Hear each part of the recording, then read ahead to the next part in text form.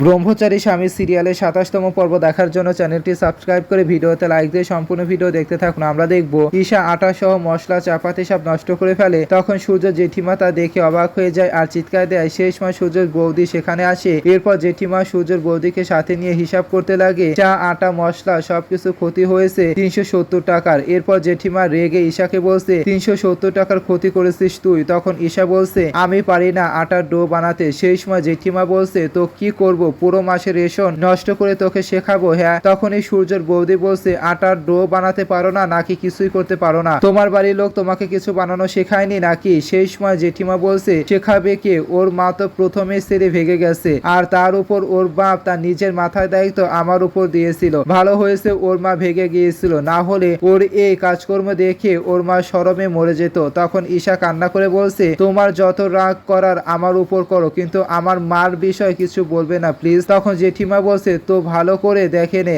আর শোন সমস্ত রেশন ৫,০০০ টাকার উপরে কেনার সামর্থ্য আমাদের নেই। এইসব এক মাসের রেশন, আর তুই আজকের মতো যদি লোকসান করতে থাকোস তো আমাদের সবাইকে অর্ধেক মাস অর্ধেক পেট খালি রেখেই খেতে হবে। সেই সময় ঈশা কান ধরে বলছে সরি আমি পারি না খাবার রান্না করতে, কিন্তু আমি প্রমিস করছি যে আমি ধীরে ধীরে সব শিখে যাব।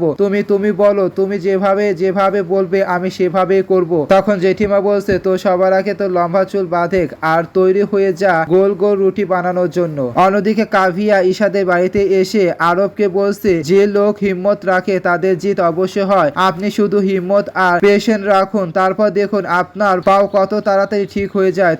তখন ঈশা শ্রদ্ধা আরব চুপ করে কাভিয়ার দিকে তাকিয়ে থাকে। এরপর আরব বলছে আমার আসল শক্তি তো আমার বোন ঈশা ছিল, আমরা সবাই ওর খেয়াল রাখতাম আমাদের জান। ও যদি ও জানতে পারতো যে বৌদি প্রেগনেন্ট তাহলে অনেক খুশি হবে। আজ এখানে সবাই আছে কিন্তু ওই নেই। সেই সময় কাভিয়া বলছে আপনি খুব মিস করছেন ওনাকে। তখন আরব বলছে অনেক অনেক একা হয়ে পড়েছি ওকে ছাড়া। যদি ওকে বৌদির রিপোর্টটা নিজের হাতে দেখাতে পারতাম, ওর চেহারা যে খুশি আসতো না ও আমি নিজে দেখতে চাচ্ছিলাম। তখন কাভিয়া বলছে আমাকে বলুন রিপোর্ট কোথায়? সেই সময় আরব বলছে ওই ড্রয়ারে। তখন কাভিয়া রিপোর্ট এনে চেক করে দেখে বলছে আরব স্যার আপনি বলেছিলেন যে খুশবু বৌদি প্রেগনেন্ট। তখন আরব বলছে হ্যাঁ। তো সেই সময় কাভিয়া বলছে কিন্তু এই রিপোর্ট অনুযায়ী তো খুশবু বৌদি প্রেগনেন্ট নয়। তখন এই কথা শুনে আরব অবাক হয়ে যায় আর বলছে হোয়াট? তখনই খুশবু বৌদি সেখানে আসে আর মনে মনে বলছে এরা আমার মিথ্যে প্রেগনেন্সি বিষয় জেনে গেছে, আমাকে কথা বলতে হবে ওদের সাথে যাতে ওরা অনুরাগ আর বাবার কাছে না পৌঁছায় এই কথা। তখন আরব খুশবুকে দেখে বলছে বৌদি তোমার এই রিপোর্টটি কি বলছে?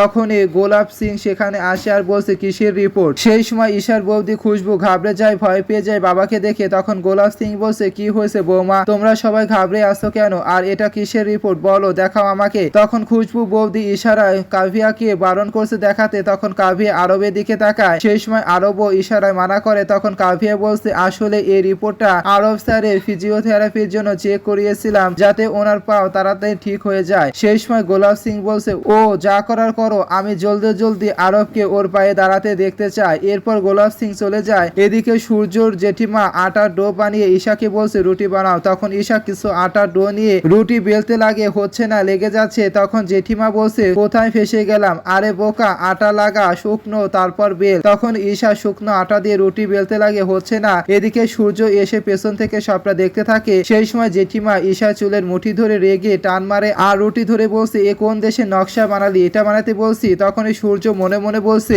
ঈশা জীবনেও কখনো এসব কাজ করেনি, জানিও না ও ওর বাড়িতে কেন ফিরে যাচ্ছে না আর কেন এত কষ্ট পরিশ্রম করছে। তখন জেঠিমা ঈশাকে দেখিয়ে দিচ্ছে কিভাবে আটা বেলতে হয় আর আগুনে সেকতে হয়। এরপর জেঠিমা বলছে যেভাবে দেখিয়ে দিয়েছি সেভাবে কর। তখন ঈশা সেভাবে রুটি বেলে রুটি সেকতে দিতে যায় আর হাতে সেকা খায়। তখন ঈশা ব্যথায় চিৎকার দেয়। এদিকে সূর্য মনে মনে বলছে আসলে কি পাচ্ছে আপনি এসব করে, শুধু কষ্ট আর দুঃখ। কেন বুঝতে পারছে না এই জায়গা আপনার জন্য না, চলে যান আপনি আপনার বাড়ি। ঈশা প্লিজ চলে যান। তখন ঈশা হাতে ফু দিতে লাগে। সেই সময় জেঠিমা ঈশার শরীরে হাত দিয়ে থাপড়িয়ে বলছে জ্বলে গেল। তখন ঈশা রুটি উল্টায়। সেই সময় জেঠিমা বলছে আরে এতটা রুটি জ্বালালি। সেই সময় সূর্য সেখান থেকে চলে যায়। এদিকে ঈশা কান্না করছে আর রুটি বানাচ্ছে। অন্যদিকে দেখা যাচ্ছে আরব বলছে বৌদি এত বড় মিথ্যে বললে, কিন্তু কেন মিথ্যে বললে বলো কেন? তখন খুশবু কান্না করে বলছে কারণ আমি ভয় পেয়ে গিয়েছিলাম আরব, আমি বাবার খুশিতে ভয় পেয়ে গিয়েছিলাম। হলুদ সন্ধ্যা অনুষ্ঠানে যখন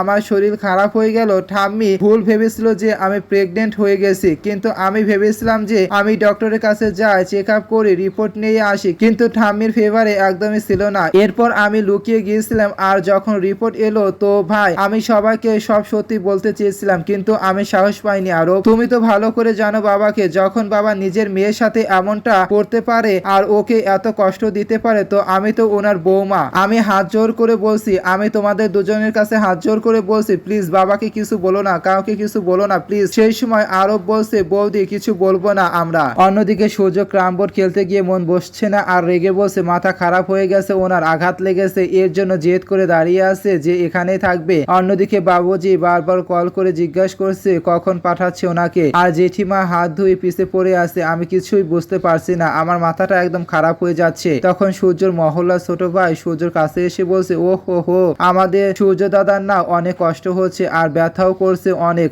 আর এখানে তাই না এই বলে বুকে হাত দেয়। তখন সূর্য ভাবতে লাগে কিভাবে জেঠিমা ঈশার চুলের মুঠি টেনে কষ্ট দিতে লাগছিল, ঈশার হাতে সেকা লেগেছিল। এরপর সূর্য রেগে পাড়ার ছোট ভাইয়ের কান চেপে ধরে হাত ধরে বলছে, এখনো যদি এই বকবক বন্ধ না করস তো না তোর কোথায় কোথায় ব্যথা লাগবে তুই বুঝতে পারবি না, বুঝেছিস? তখন পাড়ার ছোট ভাইটি সূর্যকে বলছে, সব সময় রাগ আর ভয় দেখিয়ে কাজ হয় না, ভালোবাসা দেখিয়েও কাজ করতে হয়। প্রথমে এটা করো, ভালো করে কথাবার্তা বলে সমস্যার হাল বের করো। তুমি এই প্রথম কাজটা করে দেখো। আমি বলতে চাচ্ছি বন্ধু হয়ে আরামের সাথে ভালোবাসার সাথে শান্তির সাথে বোঝাও না বৌদিকে, না মানে ঈশাকে। সত্যি বলছি দাদা, ধমকি ভয় দেখিয়ে দ্বিতীয় জনের থেকে ঘর জায়গা দোকান নিয়ে যাওয়া যায়, কিন্তু তোমার এই ম্যাটারে না বন্ধুত্ব কাজে আসবে, আমি সত্যি বলছি, বান্টির গ্রান্টি। অন্যদিকে দেখা যাচ্ছে ঈশা কান্না করছে আর থালা বাসন মাজতে লাগে। তখন ঈশা ঠোসা পড়া আঙুলে ব্যথা লাগে, সেই সময় ঈশা ফু দিতে লাগে আঙুলে। এরপর সূর্যের ছোট বোন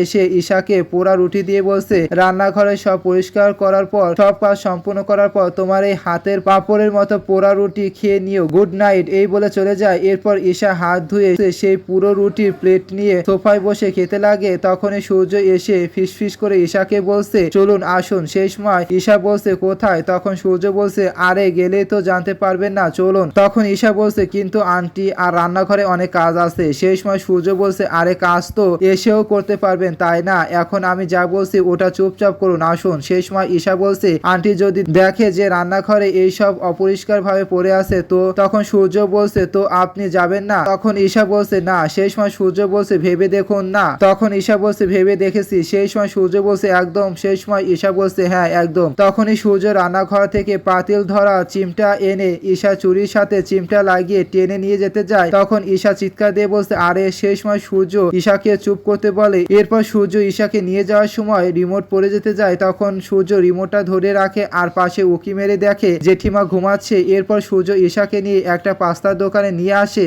এরপর সূর্য পাস্তা অর্ডার করে আর ঈশাকে পাস্তা দিয়ে বলছে, এই নেন খান। তখন ঈশা সূর্যর দিকে তাকিয়ে মনে মনে বলছে, ও হঠাৎ করে এভাবে চেঞ্জ কিভাবে হয়ে গেল। সেই সময় সূর্য ঈশার দিকে তাকিয়ে বান্টুর কথা ভাবছে, বন্ধুত্ব করো তাহলে বৌদি এ বাড়ি থেকে যাবে। এদিকে ঈশা হাতে চিমটি কাটিয়ে সত্যি কি না আর চিৎকার দেয়। তখন সূর্য বলছে, কি হয়েছে? সেই সময় ঈশা বলছে, না মানে দেখছিলাম যে কোনো স্বপ্ন তো নয়। এরপর সূর্য বলছে, খান। তখন ঈশা পাস্তা নিয়ে খেতে লাগছে। তখন সূর্য চুপ করে ঈশার দিকে তাকিয়ে থাকে আর দেখে কিভাবে খাচ্ছে। এরপর ঈশা হঠাৎ করে সূর্যের দিকে তাকায়। তখন সূর্য ঈশার দিকে তাকিয়ে থাকে। এরপর ঈশা কান্না করে মনে মনে বলছে, ও জানতো যে আমি ক্ষুধার্ত। এরপর ঈশা সূর্যকে বলছে, তুমিও খাও। তখন সূর্য খেতে যায়। তখন ঈশা খেতে খেতে কান্না করে দেয় জোরে। সেই সময় সূর্য বলছে, এখন কি হয়েছে, কি হয়ে গেল, এভাবে কান্না করছেন কেন? খাবারে মরিচ ছিল বেশি? তখন ঈশা বলছে, আমার জীবনটাই মরিচে ভরা, এই দেখো এই পাস্তা খেতে কত টেস্টি, কিন্তু আমি বাড়িতে যে রুটি বানিয়েছি ওটা অতটাই খারাপ। আমি এর আগে কোনোদিনও ভাবিনি যে খাবার রান্না করা মুশকিল না, তার থেকেও